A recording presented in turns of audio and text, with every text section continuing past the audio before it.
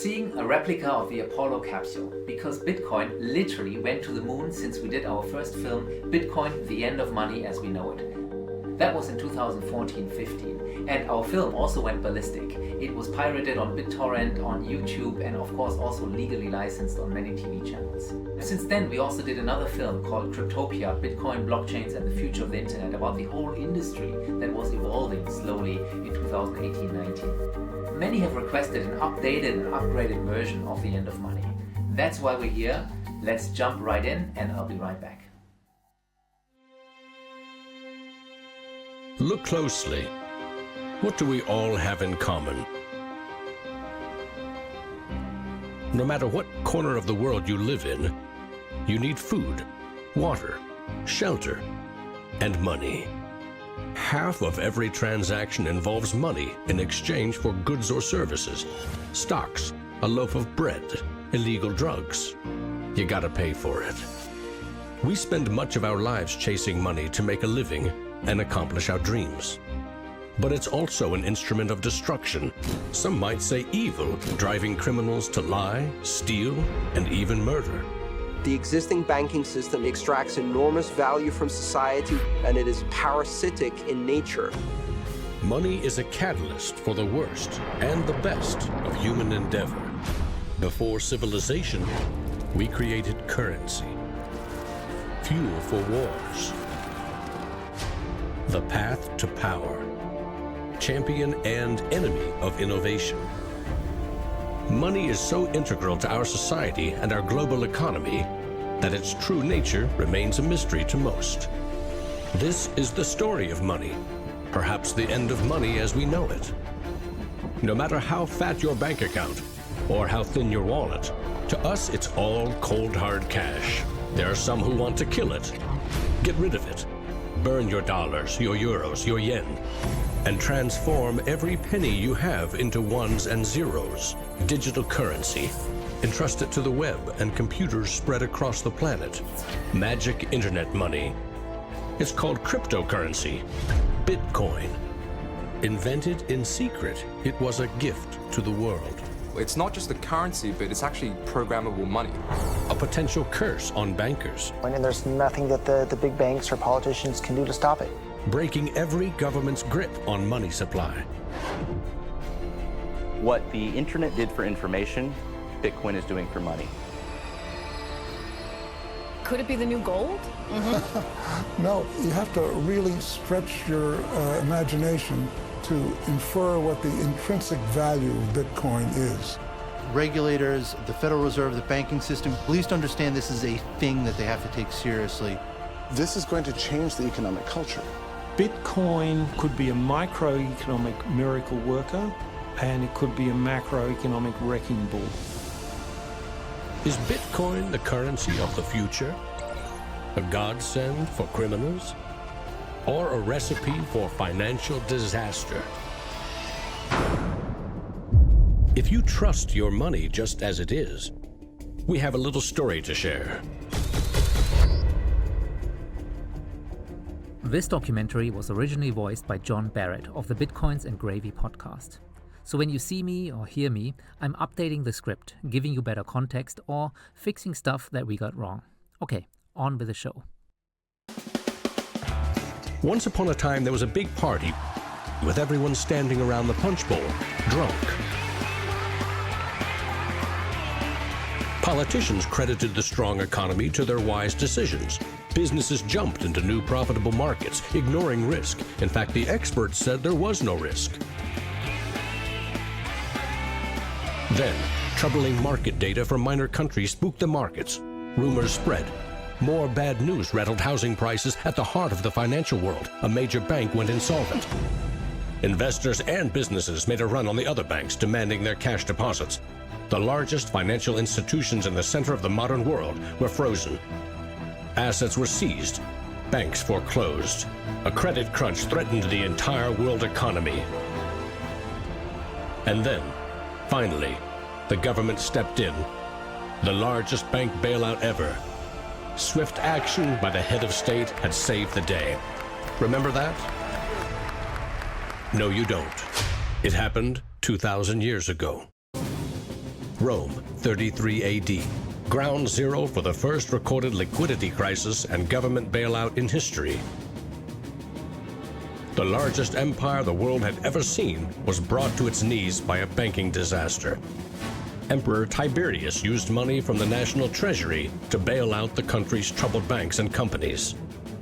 History may not repeat itself, but it certainly rhymes. Badly. People in power and their money have always been at the very center of it.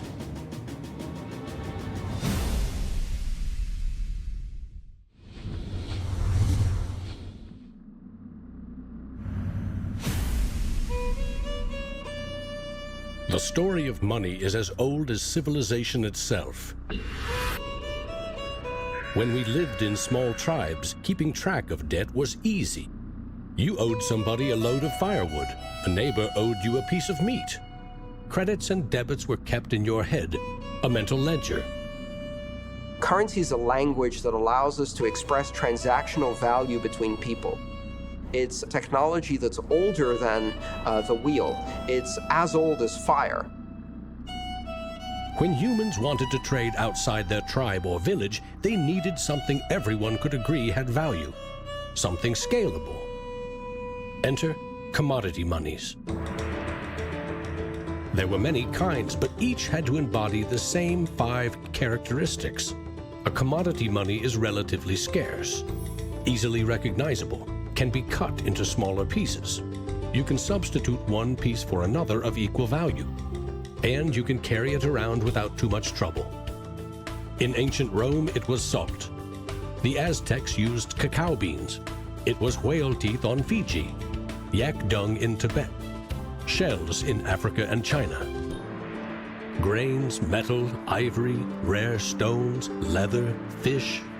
If it had the 5 characteristics of commodity money, someone probably used it as currency. And then you ask, what value do these currencies have? If you go into a primary school, you'll see children exchanging rubber bands and Tamagotchi and Pokemon cards and baseball cards and sweets and candy and any other form of currency. People invent currency when they have no other currency. And now they're going to invent digital currencies. But commodities that aren't durable are a lousy store of value. A bad cacao crop or a huge new salt discovery can throw your currency and economy into turmoil. A more stable system was needed. About 2,500 years ago, the first metal coins were minted in China and in what is now Turkey. These coins shared the same 5 characteristics with commodity money, but were also very durable. In some cases, coins are the only thing left of entire civilizations. Money does not originate with governments.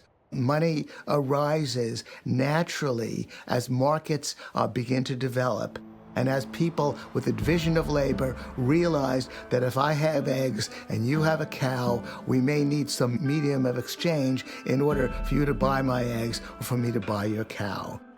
Coins were an objective and universal unit of account, and they allowed people to buy and sell goods over vast regions. The market economy was born.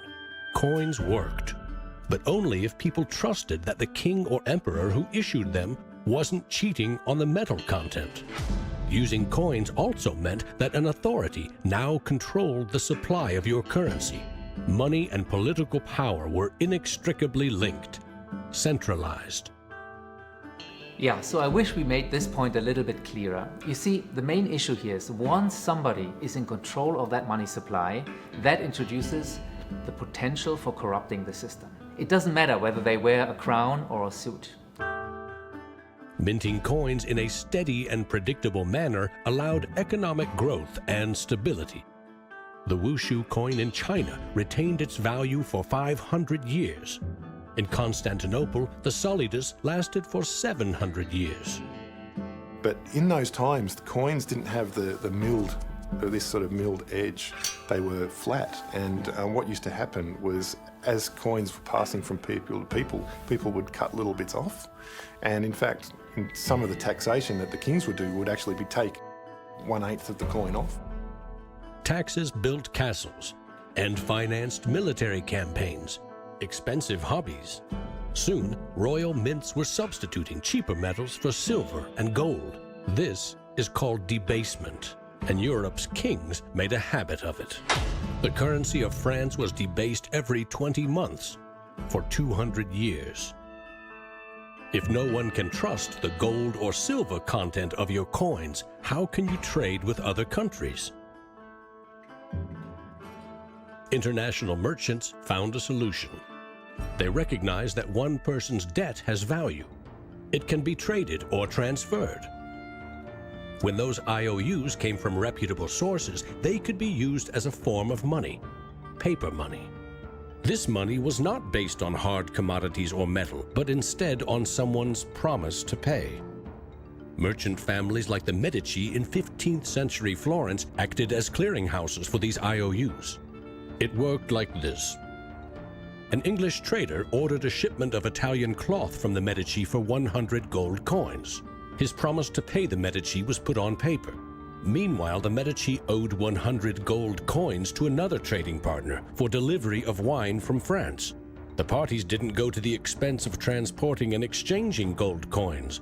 Instead, the paper was transferred. Everyone agreed that the paper had value, 100 gold coins, but only because everyone trusted the Medici as solvent middlemen. They had created a paper money machine. Within a few generations, they rose from low crime to high finance. Their great wealth helped fuel the Italian Renaissance and elevated the family to levels of enormous political power. The power to marry into royal families and get elected as popes.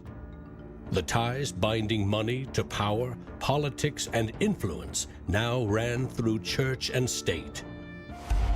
Merchants had proven that creating paper currency could be wildly profitable. Goldsmiths wanted in on the action. Imagine it like this. If the goldsmith had seen over a period of time that some of the coins he was storing for people were gathering dust, the people who owned them don't need them right now. So what if I go and lend them out into the community and I charge them interest on this loan? So he starts out lending some of these gold coins, and then later he realizes actually people don't even want the gold coins, they just want the piece of paper that says the gold coins are in the bank and with the goldsmith. So I can now make a loan with these pieces of paper, and whatever I write on a piece of paper, as long as people trust me, they'll trust the paper. And effectively the goldsmiths and the early day bankers, they had literally acquired the power to print money. More and more private paper money from merchants and banks circulated and began to rival the crown's coins. The power inherent in controlling and issuing money began slipping away from the rulers. They couldn't tax or debase this new kind of money, but they had bigger ambitions than ever with trading posts, colonies, and empires that now stretched across the globe. For centuries, European countries would take turns building massive fleets and waging war on each other to rule the world.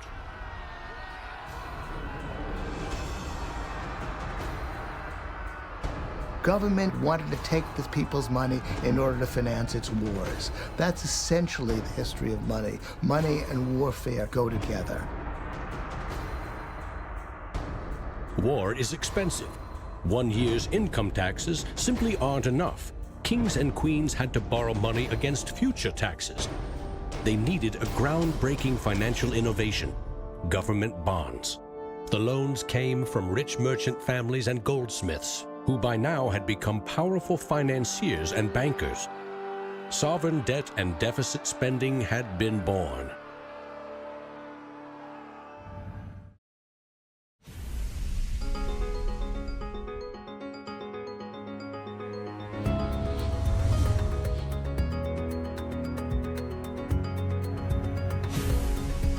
In 1694, the Bank of England was established to fund a war against France.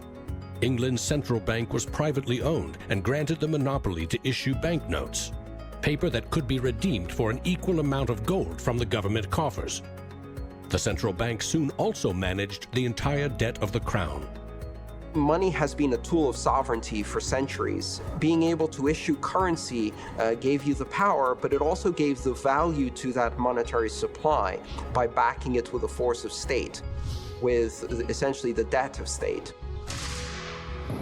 When the U.S. won independence from Britain, the first article of the new Constitution gave Congress the exclusive right to coin money.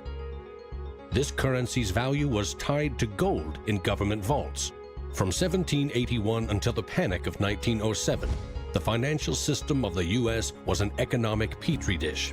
Brief central banks, state banks, private currency, government currency, depressions, strong growth, recessions, regular boom and bust cycles. The long term, as far as capital is concerned, people want predictability. People want stability. From the back of that, they can plan. And it's very hard to plan in the long term with such a level of volatility. In 1913, bankers and politicians decided that it was in the country's best interest, and theirs, to have a permanent central bank. They created the Federal Reserve. Among its jobs, expand or contract the supply of a single national currency, the Federal Reserve note. The dollar was tied to gold, and strategic control of it would avoid booms that lead to busts. At least that was the plan. Then came 1929.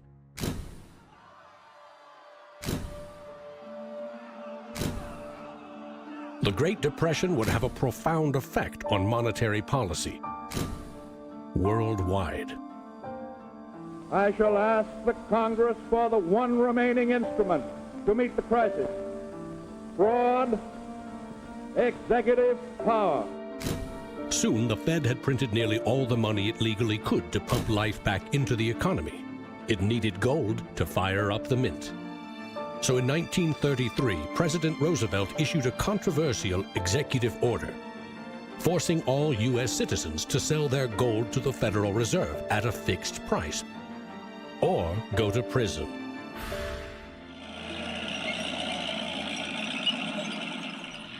After World War II, America became the global superpower, and with it, the US dollar emerged as the most important reserve currency in the world.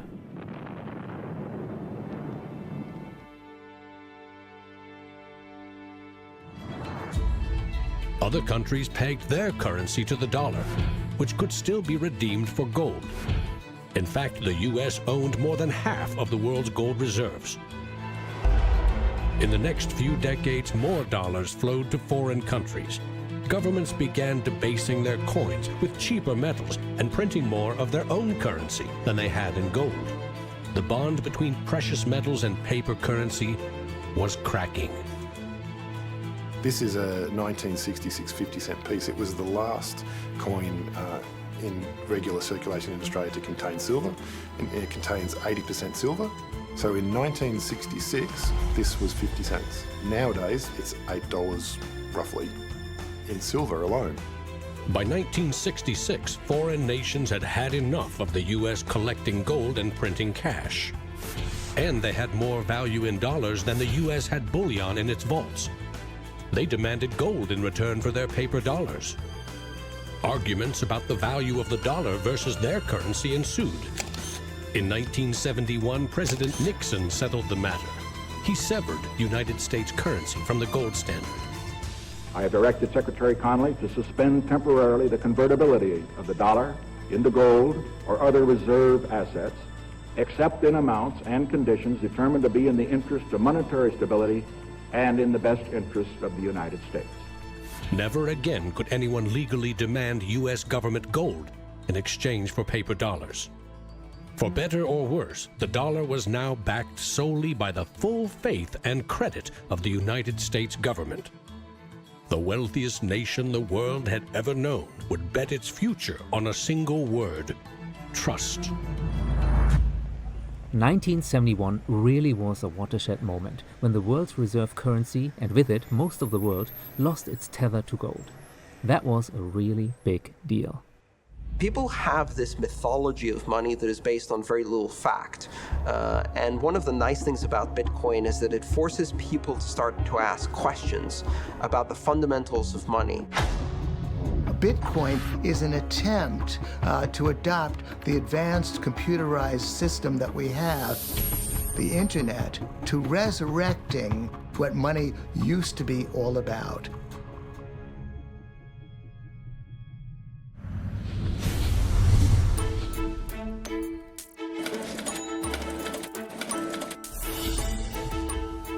I think our dollar policies, our monetary policies, our fiscal policies have absolutely created a nation of debtors. Not just personal debt, not just corporate debt, but government debt. I mean, you have to look at those all together as one big thing. What is the wealth of the nation? Well, the wealth of the nation is a gigantic hole of money that we owe to the rest of the world that is never going to be paid back. Today, the United States pays more than $400 billion in interest to its creditors every year. Hold on. Sorry for interrupting again, John. That was back in 2015, when the total debt of the United States government was around $18 trillion. Today, it's more like $29 trillion, and growing by the day. Let's just hope interest rates stay low. When a government spends more money than it collects in taxes, it simply borrows more, or it creates more. At one time, every piece of paper money was backed by gold. Remember, for every $20 bill, there was $20 worth of gold in a government vault. Not anymore. Today, governments create currency by first creating bonds or treasury bills. These bonds are sold in the market, generating funds for the government that issued them. Large banks buy U.S. bonds to flip them, selling them to the Federal Reserve at a profit. This is the magic money machine. You see, the Fed is America's central bank, but it doesn't have any money. No cash on its balance sheets. When a bank buys a bond and takes it to the Federal Reserve, the Fed simply says, "Thank you, Mr. Banker. Here's the principal and some profit." New money isn't exchanged. It simply appears on the bank's accounts. Magic. The Fed also sets the bar for how much interest you pay for a car, home, or business loan. The Federal Reserve has been given the impossible task of trying to run the credit and monetary system as though we are the Soviet Union. It's the central planner for the key aspect of capitalism, which is how money and credit is allocated. The Federal Reserve, on balance, does not help the economy. On balance, it hurts the economy. And it's bound to make mistakes, even with the best of intentions. The Fed is also supposed to boost employment with low interest rates, encouraging people and businesses to buy more goods and services. Governments getting involved in money is a good thing, and it's also a bad thing. It's a good thing because money is the arteries of the economy, the blood supply of the economy. Markets are subject to bouts of euphoria and despair, and it makes sense for governments to back currency and manipulate it. Moving the money supply up and down is the most powerful way to sedate that boom and bust cycle. Manipulating the supply of money has short-term and long-term consequences.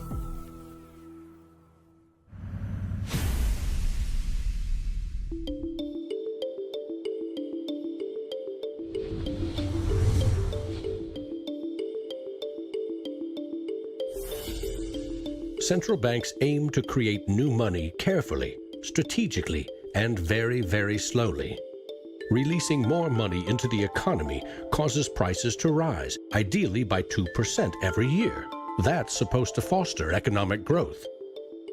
But 2% inflation means the buying power of one cash dollar in your pocket today will be 98 cents next year, and less nearly every year to come. So, what does that mean? If you earned $1 in 1913, you could buy 16 loaves of bread. Today, $1 barely buys you one. Okay, time for another update. The official statistics say it's about $1.50 these days. But that depends on where you live, where you shop, and which numbers you trust. That's not a quaint notion of how cheap things used to be. It's proof that the value of your cash is slowly withering away.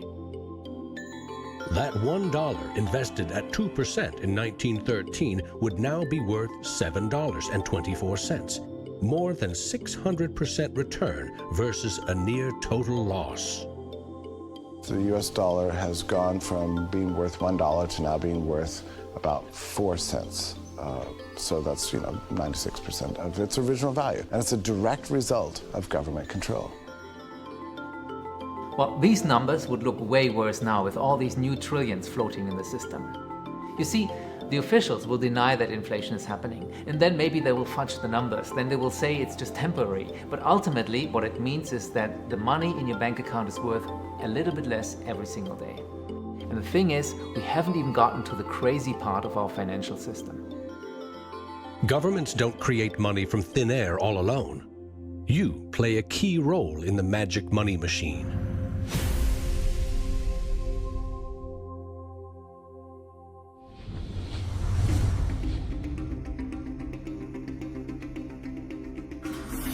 It's not really the central banks that are the problem. I mean, they're part of the problem, but the real problem is that we've given the power to create money to the same banks that caused the financial crisis. We put our paychecks and savings into a bank account and draw from it as we need it. The banks are custodians of our money. Right? Wrong. It is now the property of the bank on their balance sheets. They can do just about anything they want with it. For example, create new money. Here's how. Your bank account shows $100, but the bank only holds $3 and loans $97 to Bob to buy something. In the bank's computers, you still have $100 in your account, but Bob now has $97 of new virtual money in his account. Just digits on a computer screen. There's no cash, no gold, or anything else backing up the new numbers in Bob's account. Just his promise to pay it back. This is new money created as debt. When those $97 are spent, say in a shop, the shop owner deposits into another bank, and it is lent out again and again and again. And each of these people have numbers in their accounts showing that they own this money. So your original $100 has multiplied. Now there are over $3,300 in the system. This process of loaning out far more money than a bank actually has as cash on hand is called fractional reserve banking. In the UK, 97% of the money that exists is just numbers in the computer system, and those numbers are created by the banks. Banks earn untold billions in interest every year by creating and lending virtual money. What's more, banks don't even need your deposit to create new money. If they consider someone credit-worthy for a loan, they can put new magic money into his or her account and start charging interest. So reporters talk about Bitcoin as though it's the first digital currency. But actually we use digital currency every time you make a transaction through internet banking or through your bank card. Actually, it's not even just digital currency, it's digital currency that is created by the banks, essentially out of nothing. In other words, all new money is debt. In paychecks, bank accounts, 401ks, that loan to Bob, credit card debt, your home loan, all began life as virtual money created by the banks. The entire system is based on trust. Trust in the bank's solvency. Trust in the debtor's ability to repay their debt. If all bank customers demanded just 3% of their deposits right now in cash, this run on the banks would reveal the truth. Almost none of that paper currency you think is in your bank account exists. It never did. This seems pretty shaky, but believe it or not, as long as there's trust in the system, it actually works. And without our trust, well.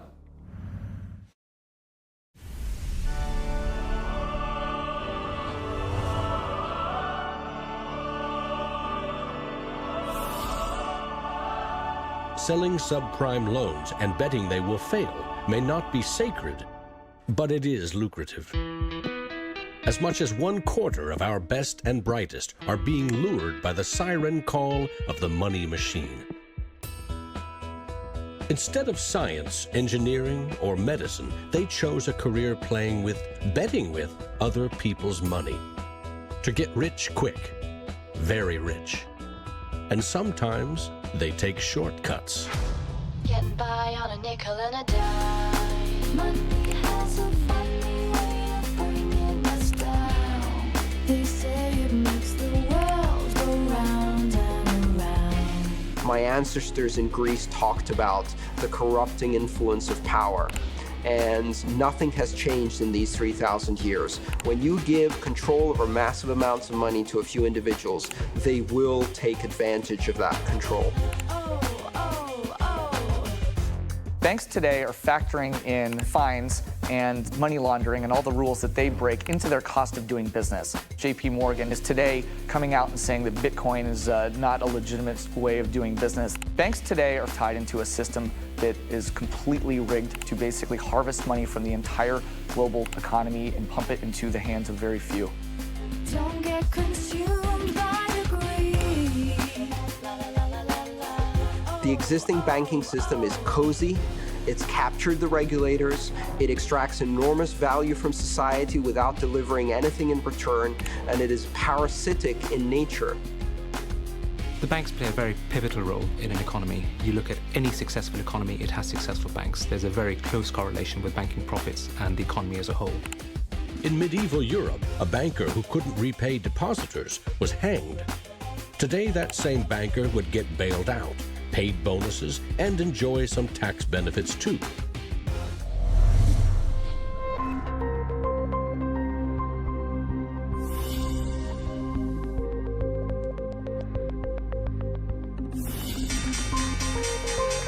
Today's financial innovators package assets in ever more complex ways. Slicing, dicing, securitizing, always using someone else's money. They sell debt, transfer risks, leverage bets. That's what they call innovation. History teaches that the most revolutionary and disruptive innovation nearly always comes from the fringe, not from corporate cubicles. True innovators see the world differently. They see the big picture, creating new products and entire systems that lead to new industries. Steve Jobs called them the square cogs in round holes. It's unsurprising that new innovations always come from a niche group of early adopters, because it is inherently very hard for many people to realize the benefits of new technologies. A radical new idea is often met with skepticism, ridicule, even hostility from those who stand to lose the most from its success.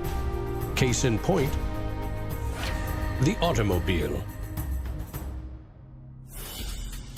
In the late 19th century, Carl Benz and others built the first cars, contraptions that could threaten the stagecoach and railroad industries. These self-propelled vehicles, or road trains, would certainly scare horses, injure people, and damage roads. Cars, the railroad barons said, were just too dangerous. And to protect us, they used their power to pass a law in 1865. It required every automobile in England to observe a 4-mile-per-hour speed limit and to be operated by a crew of 3, a driver, an engineer, and a flagman. This heroic flagman walked in front of the car to warn fellow citizens of the coming danger. The railroad tycoons, the lawmakers, the self-appointed gatekeepers used regulation to stifle innovation. But they didn't invent the flagman. He's been around for a long time.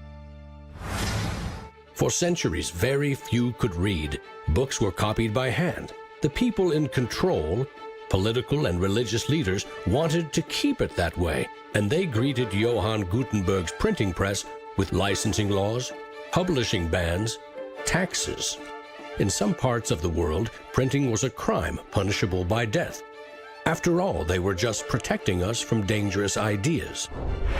Before the printing press, there were an estimated 30,000 books in all of Europe. 50 years later, there were 10 million. As Gutenberg's invention flourished, the Dark Ages withered. Progress couldn't be stopped. But the flagman never stops trying. His masters set him loose on each of these innovations because they threatened someone's profits, someone's control. But remember, this is a story about money. What if a technological innovation allowed anyone in the world to be their own bank? To create a currency free from taxes and banking fees?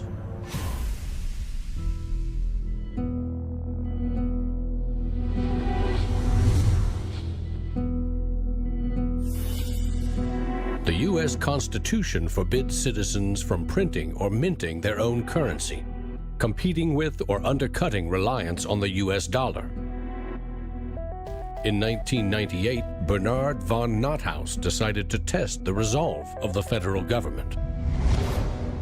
The Liberty Dollar was available in gold, silver, platinum, and copper. It was available in three forms, both in specie, in other words, gold and silver, in paper, as warehouse receipts, and in digital form. Obviously, the government didn't like it. They arrested me and convicted me of counterfeiting, fraud, and conspiracy, and I'm currently awaiting 22 years sentence in federal prison.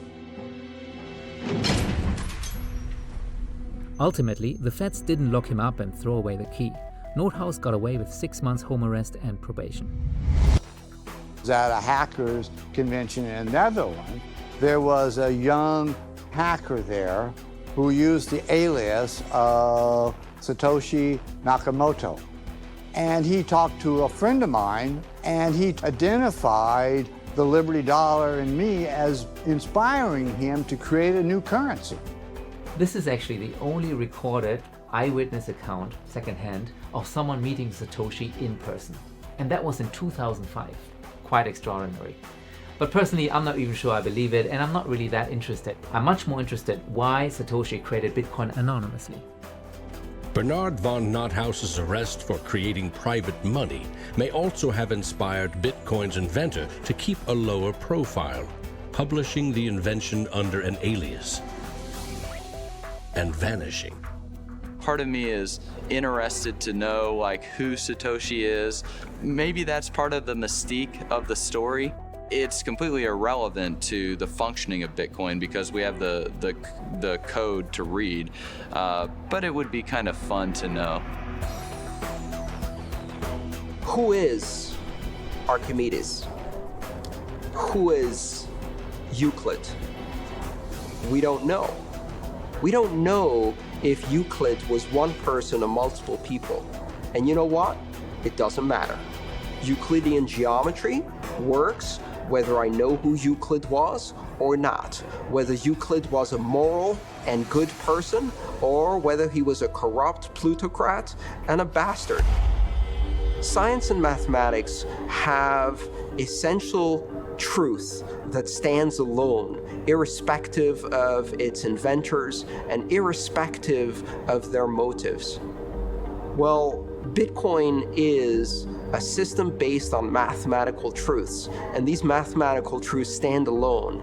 We can read the source code in Bitcoin and understand it, and it will be true whether Satoshi Nakamoto is a man, a woman, a collection of individuals, a government agency, or aliens from the future. You see, it actually wouldn't have worked any other way. Think about it. If a Silicon Valley funded startup, or a government, or some professor would have founded it, it would have never worked, because remember who the early adopters of Bitcoin were. Cypherpunks, crypto-anarchists, libertarians, and yeah, drug dealers too. So this anti-fragile nature actually was built in from the very start. And remember, this is also helpful because a quasi-religious movement is forming around Bitcoin, the maximalist. And that's really helpful if you have an anonymous founder with some mystique around it. Bitcoin is an open source software protocol like much of the code supporting the internet and email. Open source means anyone, everyone can use the protocol. No one person or company can control it. Every change to the software is public, open, and transparent. The code was first developed by Satoshi. Then there were dozens, now hundreds, of programmers constantly collaborating to improve Bitcoin's features and security. So what makes Bitcoin a breakthrough? It tackles an ancient human dilemma and solves a computer science problem. Any shared information or data can be flawed, corrupted. Anything can be faked. How do we know that what we're receiving can be trusted? In our traditional mindset, it's very important to know who is behind this currency because their reputation is significant in knowing that our funds and the true wealth is actually safe. In finance, we rely on trusted third parties like banks, credit card companies, remittance services. They keep track of money as it moves from one account to another, and they charge us handsomely for it. We trust that their digital ledgers of credits and debits balance. A financial system that cuts out these middlemen could be faster, cheaper, and more secure. But Bitcoin is digital. Music and movies are easily pirated, copied, stolen. How can a digital currency retain value if anyone can make 1 million copies? The answer is at the core of Satoshi's invention. A Bitcoin is not a file on a computer. It's an entry in the publicly distributed database called the blockchain. Just as the Medici kept a ledger of credits and debits, today's banks record each transaction as a plus and minus in their ledgers. Now we call them databases. Bank accounts are replaced by a digital wallet that you alone control. Bitcoin's ledger is the blockchain, a record of every Bitcoin in existence and every Bitcoin transaction ever made. It always balances because no Bitcoin ever leaves it. When a Bitcoin is sent from one digital wallet to another, what they are really sending is control over that part of the database. Code that is a unique key for the new owner. As the network processes transactions, it constantly synchronizes the one ledger across the global network. Each computer or Bitcoin miner has a complete and identical copy. And because the blockchain is public, it cannot be controlled by any one person or computer. Owners of the Bitcoin mining computers are rewarded with new Bitcoins for processing transactions and keeping the network secure.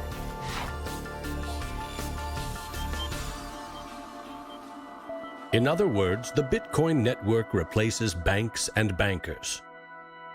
Today, the combined computing power of this global network is greater than the 500 biggest supercomputers combined, times 10,000. Hold on. That fact always fascinated me. 10,000 times the top 500 supercomputers put together. That's crazy. But today that number would be closer to 5 million. Unbelievable. Now, critics have always said there's one thing that worries them about Bitcoin. It is controlled by China because most of the computing power is in China. Well, that used to be true, but recently China actually banned Bitcoin mining. What happened was that half of the network power, the hash power, dropped. But those miners put their hardware back to other countries, to the US, to Canada, to Kazakhstan. As a result, the Bitcoin network is even stronger, even more globally distributed than it was before. Now, why did China ban Bitcoin? Obviously, it's a risk, it's a threat to a fiat currency. We understand that now. But the other is the environmental debate. Sure, the Bitcoin network consumes a lot of energy, a lot of it is fossil fuels. So the concern is correct. But if you look a little bit deeper into the statistics, and lazy journalists never do this, Bitcoin miners move to wherever the energy is cheapest. And that is, in most countries of the world, already sustainable energy. That's why Bitcoin is actually driving fossil fuels out and increasing sustainable energy. It's almost concern trolling from the media. It's like, we are very concerned about the energy impact of Bitcoin. Oh, you should really check out the energy impact of capitalism, or even better, the energy impact of war. Do you know who the largest consumer of energy in the United States is? The military, right? And the largest consumer of oil also. And the biggest polluter in the world is the military. So, pardon me if I don't take that concern so seriously. Central banks create money to boost the economy and try to pull it back out before inflation heats up. But no one knows how much magic money global banks are creating to boost their profits with questionable loans. Bitcoin is completely the opposite. It's totally transparent. You know exactly how many exist. The computer code behind Bitcoin has a built-in brake pedal, cutting the creation of Bitcoins in half every 4 years. This ensures a transparent, controlled scarcity, and ultimately limits the total number of Bitcoins to 21 million. No lobbyist, no politician, no banker can create more, or change the mathematical rules dictating their creation. Advancing accountability. And that's one of the things I think is most exciting about Bitcoin and the technology behind it, is not so much that it will supplant the dollar or that it will supplant government itself, but that all of a sudden there's a competitor to government, and that government itself now needs to look over its shoulder more than it did. In 2014, the believers of Bitcoin thought and dreamed about replacing the dollar. But clearly that hasn't happened, and in my view, it will never happen. Just like the internet gave us tweets and blogs and ebooks, but it didn't replace books or bookstores. Remember, a commodity money is relatively scarce, easily recognizable, can be cut into smaller pieces. You can substitute one piece for another of equal value, and you can carry it around without too much trouble. Let's talk about these 5 characteristics one more time to drive the point home, right? So Bitcoin clearly is scarce. In fact, some would argue it's the scarcest financial asset in the world, right? The inflation rate that Bitcoin mining has slowed down, so it gets scarcer and scarcer every 4 years. It is divisible. We can divide it by 100 million times. It's transportable. I can send it to anyone on the planet. Doesn't matter which country you're in. The verifiability is interesting. I can verify my Bitcoin immediately in a split second, but a fake dollar bill, a fake gold coin, I'm not so sure I could spot that. Back to you, John. This digital currency has the 5 key characteristics of money. But is it a store of value? Is it stable, or will it diminish over time, like a commodity rendered useless, or a crop that fails? So this was really the big question of the first 7-8 years of Bitcoin. Can it be a store of value? Bitcoin has been the best performing financial asset of the last decade, no doubt about it. But it has been volatile, let's be honest. So how I like to think about it is short-term versus long-term volatility, right? Over the long run, fiat currencies lose value by inflation. Every couple of years, you lose. We've seen the statistics. Bitcoin, however, increases in value over the long run. But on the short term, well, it can lose 10%, maybe even 50% over a short period of time. You have to be prepared for that. You could not miss the point more effectively than by thinking of Bitcoin as a currency and payment network that will make shopping easier for the first world. Bitcoin is about everything else, everywhere else. There are 2.5 billion people without a bank account. With Bitcoin, a mobile phone with an internet connection is now a bank with access to the global marketplace. What happens when Bitcoin services and infrastructure and Bitcoin wallets and payment processors start going into these countries? These people will be able to gain benefits from trade where they could not previously. These people will be able to send money home, international remittance, which is one of the major pain points of the current financial system. 7 years later, Stefan has become a major voice as a Bitcoin-only educator and podcaster. So good to see you after so many years. Just reflecting back on what you said, told us in 2014-15, what's your quick take on that one? Well, I think, to be honest, I came out pretty well from that, right? Because I was just basically saying it's going to enable more and more people to transact around the world where currently they're not able to. Now, could we have known back then that the message of day-to-day transactions all happening on-chain, that didn't really pan out? That said, Lightning Network now has become, has grown and come to a level now where it can be used for day-to-day commerce. I probably could not have foreseen how quickly nation-state adoption would have happened. Obviously, El Salvador being the big example there of a country adopting Bitcoin as legal tender, which is obviously a huge step. So we were thinking of building Bitcoin City. This small Central American country has even announced a new form of government bond. It will hold half of the funds in bitcoins and use the other half to build infrastructure. They have also started to mine bitcoins with clean geothermal energy from an actual volcano. People can potentially invest into El Salvador and be funding the Bitcoin City project. The interesting part is it has, I believe it's a 6.25% coupon. And on top of that, there will be a Bitcoin dividend also.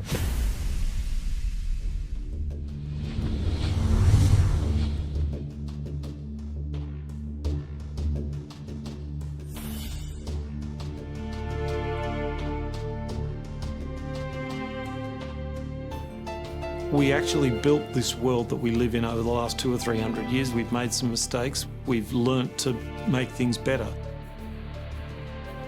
The idea that there's some magic key, that if you just sort of stop doing a few things, that there'll be this perfect order that will settle, is a very childish, ideological delusion, in my opinion. But that is not to say that Bitcoin isn't an exciting thing. It's a terrifically exciting thing. But we have to try and engage with it with working minds, not with magical thinking. People are suggesting that it's going to be another world currency, rivaling the dollar or the euro or the yen. I think that's not going to happen. I prefer to trust the banks or the central government compared to the Bitcoin is because someone's accountable. Whereas with the Bitcoin, it's completely deregulated. There's no central control. There's no one held accountable. It is a free float. It's purely demand and supply driven. Mr. Williams? So clearly this is not a currency. Currencies don't behave like this. But what this is a high-risk speculative commodity. So for the entrepreneurs, the bankers, the governments, and everyone else studying and watching Bitcoin, all I have to say is that there will probably be a lot of volatility and an upward trajectory, and to buckle up. Oh boy. So, what's your first reaction to this one? Oh my God, I feel like I look like a child. It's been 7 years, I think, since I said that. We actually just celebrated our 10th year anniversary. So for any company, that's a really big milestone in the cryptocurrency world. That makes us the OGs and kind of an original firm. So we have a lot of things to celebrate. So not only have we survived and helped build this economy up, but the things I'm most proud of is that our users have performed over $1 trillion worth of on-chain transactions. We've had over 80 million people test and use blockchain.com wallets on iOS, Android, and web, and really built out a robust business. We've also built out a full institutional offering though. So now we do custody, we do lending, we have a venture fund, and we're also working with protocol projects to do all kinds of new exciting things like get distribution into the retail base and much more. So we're starting to look a little bit more, ironically, like a JP Morgan in some ways, but with the intent of building out a crypto services firm for the next 10 years. And the digitization of financial services has blended with crypto, and now it is going to run rampant through all these institutions. And without a doubt, not only are they going to start offering crypto services to all their clients, but every single financial service provider will have to have a crypto offering or a crypto service within the next decade. Bitcoiners all over the world have kickstarted a cultural movement, and the most hardcore supporters are the so-called maximalists. On social media, you've probably seen their laser eyes, hodl, and stacking sats memes. Sats stands for Satoshis, or tiny fractions of Bitcoin. It's more about this idea of reflecting and realizing that Bitcoin is going to be the money of the world. The general idea is you want to be accumulating sats, whether you're mining the coins, earning them, or buying them, because we see this like we're playing out this game of hyper-Bitcoinization. And so in 10 or 15 years, or we don't know when, the music is going to stop. And when the music stops, you want to be holding a chair. I'm fascinated by the whole Bitcoin maximalism, like cultural movement, if you will. So the origin of the term Bitcoin maximalist was actually an epithet. It was an insult, a put-down term by Vitalik. Essentially, he was trying to get interest, drum up interest into his altcoin. For me, the real competition for Bitcoin is not against altcoins. It's actually against gold and the US dollar. The biggest financial mistake you can make right now is to own an amount of Bitcoin that you cannot afford to lose because it's super risky and you may lose it. The second biggest financial mistake you can make is not to own any, because you put 1% of your net worth in Bitcoin. Most people can afford to lose 1% of their net worth. And if I am right, it's gonna be more than 100% of your net worth. So with a non-material exposure, you change your life. Now, what you would spend on a romantic weekend with your wife, say, sorry, we're not gonna do that this weekend. I'm gonna just buy Bitcoin, consider it spent, it disappeared, check in 7 years. I either gave you bad advice and cost you a weekend, or I want a grandkid called Juancito. The digital age has fundamentally changed the world. We have embraced digitized music, film, medical records, communications, the internet. The free exchange of information and currency can fuel revolutions, help in a disaster. But our money is shackled to the 20th century, manipulated by governments and banks. The champions of Bitcoin ask us to imagine payments without a middleman, investments without a broker, loans without a bank, insurance without an underwriter, charity without a trustee, escrow without an agent, betting without a bookie, record keeping without an accountant, global, secure, nearly instant, and free. Is it fantasy or the future of money and commerce?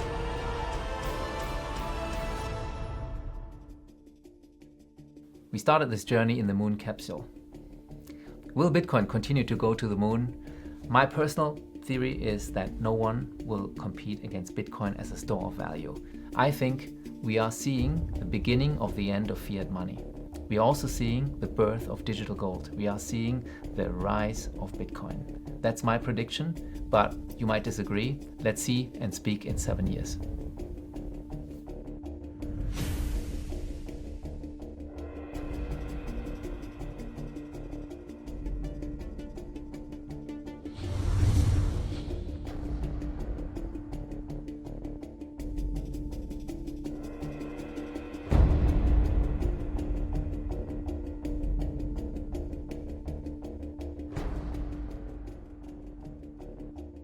I love Bitcoins. I'm really into Bitcoin. Well, Satoshi Nakamoto, that's a name I love to say.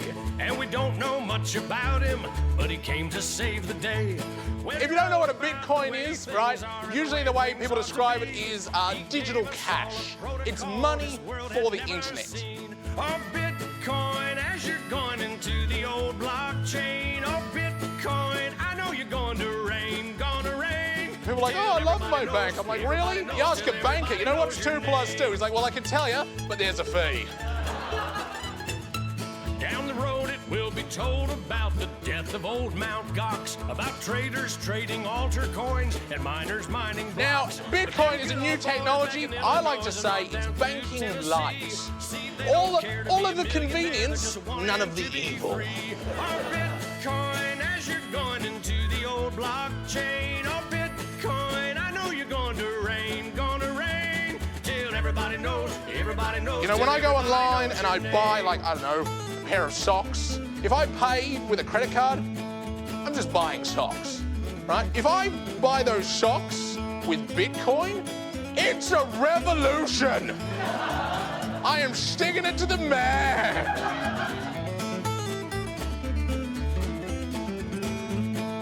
Oh, Lord, pass me some more.